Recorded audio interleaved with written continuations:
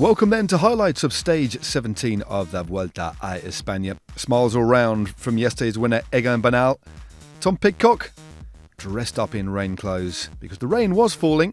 It was a dull start, but it was going to be a sparkling stage, that's for sure. Signing autographs at the start, our race leader Jonas Vingegaard, as the peloton rolled out for a stage distancing 143.2 k's, 3,300 metres of elevation, and a real sting in the tail because it was the climb of the Alto di El Morredero that was going to be taken on.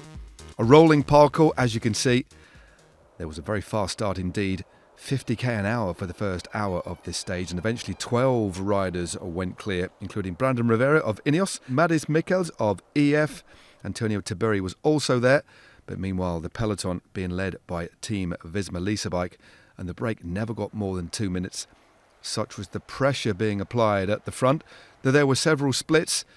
It all did come back together, but it was going to be a hard day in the peloton. The best placed rider in the move was Harold Tejada of Astana, just over 11 minutes down, and the first climb on the menu was the Paso de las Traviesas. One rider in a little bit of difficulty was the green jersey wearer Mads Pedersen. He was to finish, but the spoils on the first climb of the day went to Joel Nicolau, taking maximum mountains points over the third category climb, leading the riders over the top. But the lead at this point, 1 minute and 40 seconds. And still the pressure was being applied by Visma Leasebike. With the absence of Victor Campenaerts, it was Van Baarle and Kelderman doing the chasing. And again, our daily smile and kiss from Jonas Vingegaard was being looked after very well by his teammates. On to the intermediate sprint with 43.2 k's to go. That went to Luca van Boven of Intermarché, just ahead of Timo Rosen of Picnic Post NL. And meanwhile, Egan Bernal was having a pretty gentle day in the peloton. It was anything but gentle on the front of the peloton. A big doff of the cap to Van Baarle and Kelderman, who amazingly rode for the entire day, keeping the break at bay. And as we approached the lower slopes of the final climb to the line, several riders decided to pull the pin. But from the leading group, it was Antonio Tiberi of Bahrain Victorious who went clear, and he was soon joined by Harold Tejada of Astana, and the gap at this point was just over 1 minute and 20 seconds. It was, in fact, Red Bull Bora Hansgrohe who finally swept up the remnants of the breakaway. Nico Denz doing a big pull on at the front, and then it was on to the slopes of the fearsome climb to the line of the Alto di El Morredero, 8.8 k's at just under 10%, including multiple sections with double digits. Team Visma Leasebike did the pulling on the early part of the stage, but ultimately UAE Team Emirates João Almeida was left isolated. The last man standing for them was Felix Grosshartner. Eventually we had 6 riders at the front of the race, and one of the most animated of those was Jai Hindley. Tom Pidcock there as well. Hindley putting numerous attacks, seeing João Almeida distance on a couple of occasions, but the Portuguese rider winched himself back into contention. So the front group, Almeida, Vingegaard, Hindley, Pellizzari, Pidcock, and also young Matthew Riccitello of IPT.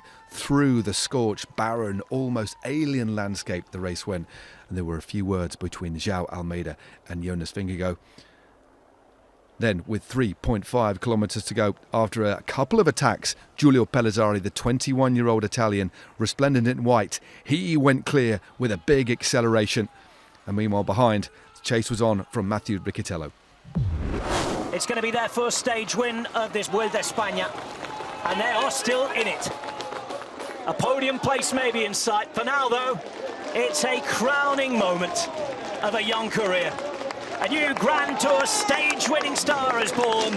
His name is Giulio Pellizzari. A first win from a world-class field. And look at Tom Pidcock go. Pidcock going for bonus seconds.